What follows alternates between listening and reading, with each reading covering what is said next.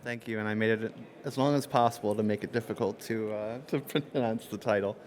Hi, everyone. So basically what we're going to be talking about today are embeddings, Ray and Qdrant. We'll start out with a brief overview of embeddings. We'll talk about how Ray makes it easy to scale embedding generation. Some dashboards, how we do search with Qdrant. We'll talk a little bit more about Ray, some tips for Ray around like processing data with Ray data. And finally, we'll talk about calculating costs and developer experience so far with Ray. So what is an embedding? I'm sure many of you are familiar with embeddings. Basically, it's a way of converting text and images into a numerical representation, and we use cosine similarity with Qdrant on normalized vectors to allow us to search large amounts of content. The best way to find, in my mind, a good retrieval embedding, there's many types of embeddings, is to just check the leaderboard. There's new models coming out all the time. A good recent option may be the Qn3 embedding model. There's a variety of different sizes, and it supports quite a large input token length. There's no one-size-fits-all embedding model. Some are better for classification. We use quite a few at ZEFR. And it's best just to test it on the data set that you have. So why do we need so many embeddings? So we have quite a few social network platforms that we've partnered with that we do content evaluation and targeting on. And so we need a diverse data set to allow us to better train our classification models. Categories like terrorism and drugs represent a very small amount of the data in our data set. And so trying to find it is a bit like trying to find a needle in a haystack. In terms of, we also have a variety of languages on our platforms. And so, I mean, when you look at TikTok and Meta, the scope is worldwide. And so we need to try to find particular examples of cultural and contextual nuances so that we can surface that on our training data.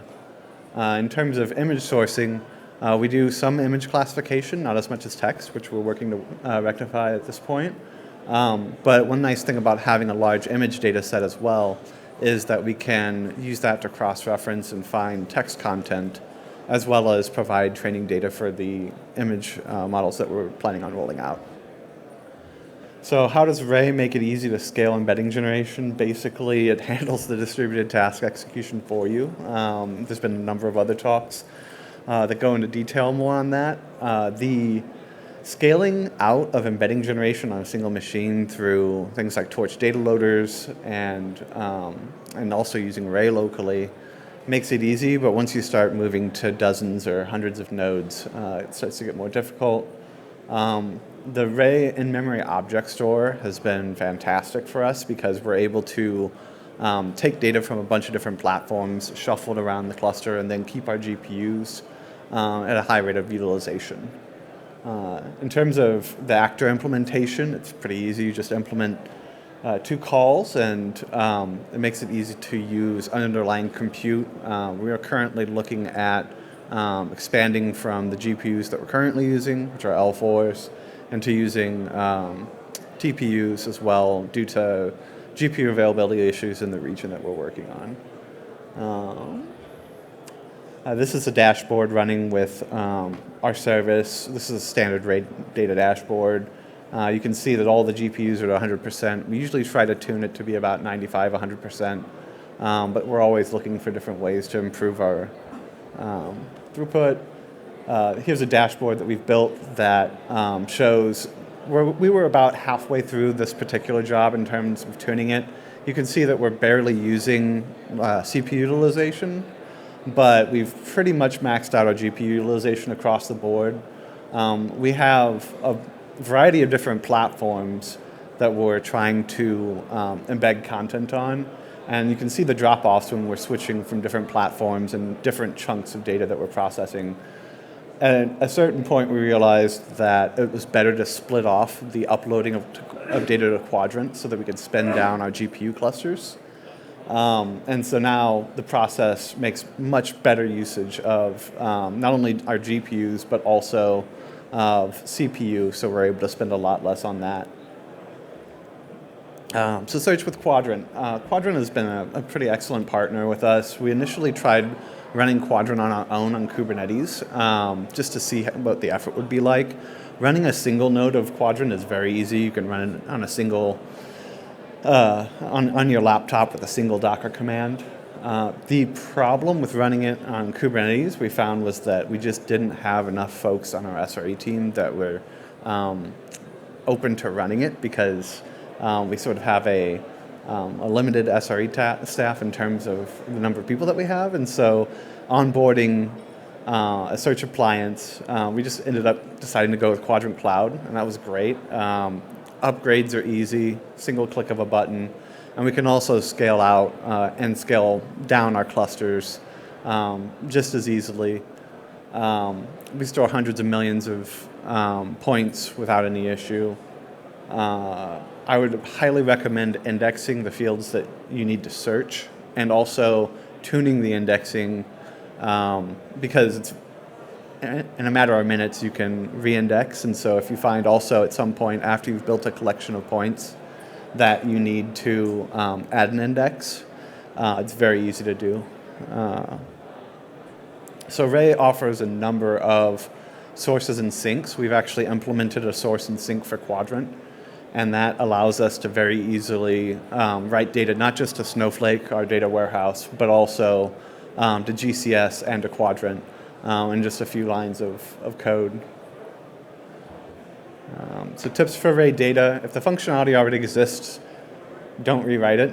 Like, odds are there's so many different ways of configuring the function calls that you can make to Ray with PyArrow underneath the hood, that there's probably, if you're writing a lot of manual code to with pandas and things like that to write data to GCS, there's probably something a little off. Try to avoid materializing data into the object store if you can avoid it, because you might run out of memory. If, for instance, all of a sudden the upstream starts producing 10 times as much data into the table that you're reading from. Yeah.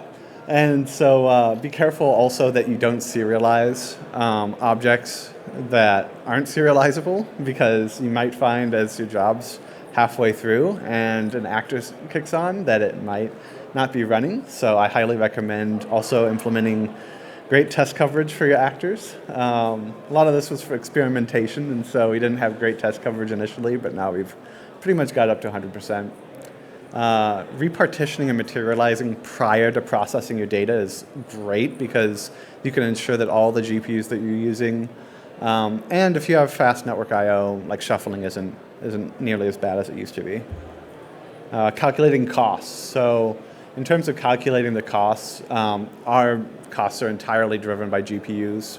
Once we split off our CPU and GPU components, we were able to max our utilization of both GPU and the CPU on those nodes. And then all that we have to do is wait for Qdrant to finish uploading data to Qdrant. That takes a little while, but if you have, I'll talk about a few enhancements you can do around that. Our Qdrant costs are a function of the amount of data we're storing. There are different vector stores like Lance and TurboPuffer that use an object storage-based model. If you have a large number of points and you're only querying them infrequently, you might want to look at that. Qdrant's great from a latency perspective, but because the data is attached to the compute, it makes it more difficult to scale up and scale down whenever you're not using that compute. Ray on Vertex AI allowed us to roll out a solution very quickly. We're already on GCP, so that's why we went with them.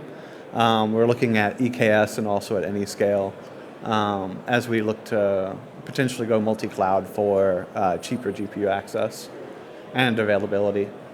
And finally, if you are in a multi-cloud environment, consider using AnyScale, because they really do make it easy. And they announced, I think, yesterday, the partnership with Azure.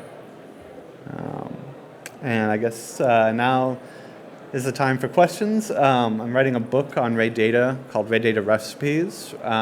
Basically, the idea is to provide information that is a little bit more complicated than what makes sense in the documentation.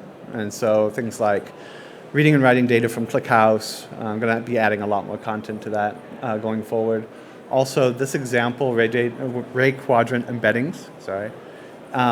That is a project that will take you from sourcing the data from Hugging Face, embedding the data with Ray, and then writing the data to Qdrant. And then it will also stand up a Streamlit application to search that information. So if you're looking at, and then it will use the Qwen3 embedding I mentioned earlier. So all that code's publicly available, and feel free to contact me on LinkedIn or via email. Does anyone have any questions? I'll come around with the microphone here. Thank you. Hi. You mentioned that you have like a lot of multimodal embeddings, whether it's images, text, videos. So in your training part, like, do you train all of them together, or is it more of like a separate training for each use case? And how does this help in terms of like during training when you have to retrieve it from like multimodal data sets? Can you repeat the second part, please? Like you mentioned, like you have different kind of modalities, right? You have images that you convert into embeddings, you have text that you convert into embeddings, you also have videos. So during training, do you use the same, like the Ray data loaders to retrieve them? And do you train all of them together in like a multimodal network? Or are they still like separate in terms of training? So when we're doing training, great question. And so whenever we're doing training, what we'll do is we will source the content that we need, and then we'll put that data into Parquet and store it in GCS. And that allows us to then also upload that data eventually to weights and biases. And so our whole lineage is stored in weights and biases. And when we do training, we do some training on an on-prem instance that is better for our data scientists ergonomically to just sort of be able to go in and train. We train models in the 500 million to a billion parameter scale, so they train pretty quickly on smaller instances.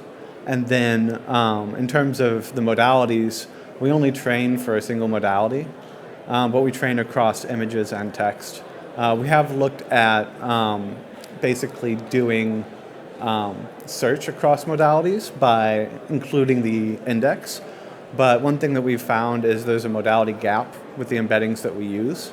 And so like the usefulness of it is not necessarily as great, because you might find some of the content, just sort of if you get lucky, but we found that it's better to do text search against a text index and then do an image search against an image index for now. So. Any other questions? Cool. Awesome. Thank you.